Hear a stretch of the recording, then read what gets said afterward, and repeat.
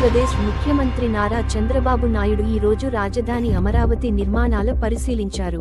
ఉండవల్లిలో గల నివాసం నుంచి బయల్దేరి ప్రజా వేదిక శిథిలాలను పరిశీలించారు. అక్కడి నుంచి ఉద్దండ రాయునిపాలెం వెళ్లారు. అమరావతి రాజధాని నిర్మాణం కోసం ప్రధాని మోదీ శంకుస్థాపన చేసిన ప్రాంతాన్ని చూశారు. ఆ ప్రాంతంలో పాడుబడినట్టు ఉండటంతో ఉద్వేగానికి గురయ్యారు. మరోసారి అక్కడ ప్రణమిల్లారు.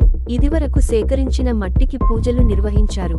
సీడ్ యాక్సెస్ రోడ్, అసంపూర్తిగా మిగిలిన ఆల్ ఇండియా ఉద్యోగులు, మంత్రులు, న్యాయమూర్తుల గృహ సముదాయాలను సీఎం చంద్రబాబు పరిశీలించారు.